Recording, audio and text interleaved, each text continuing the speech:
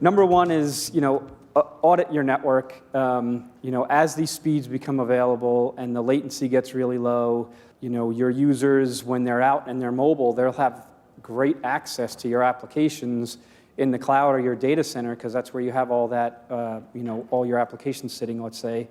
Are you ready for that type of speed? Are you ready for that user to say, hey, I can go to YouTube so much faster than I can get my email? What the hell's going on here? Those are things you have to start thinking about. Number two is to carefully align your digital transformation not on 5G. So make sure that your digital transformation plans, whatever they may be, whether that's digitization in your product development, or it's digitization in your operations, or RPA like we talked about this morning, none of that stuff should be underpinned on 5G. You should start building those things and do it today. Don't wait for 5G, and make sure that 5G will enable you to mass adopt it, or have your users mass adopt it at the end of the day. Three is deal with the in-building thing. So we showed you earlier how very pretty pictorial, how those frequencies won't penetrate the building, and we all have problems today in building.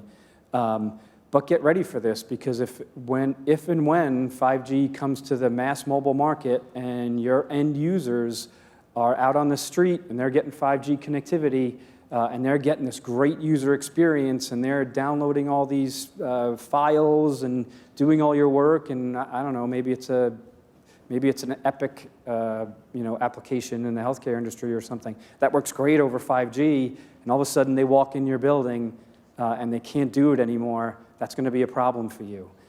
So make sure you're starting to look at that. That's going to be a problem for us as well. And we covered this ad nauseum. The cybersecurity controls can't be overlooked. Just as fast as I liked how Marvin talked about just earlier. Turn your hat around when you think it's great for you with your hat in the front. Turn your hat around and think about what the bad guys can do with this technology and how much quicker they can get on someone's cell phone and get everything they need off of it. So that's something you have to really care for. And then 5 was, if you really don't have a 5G use case to build your network around, or ask these 4 questions around, think about augmented reality. And I think this came up both in Stacy and Michio's presentations today. Augmented reality is a big one, and particularly for training.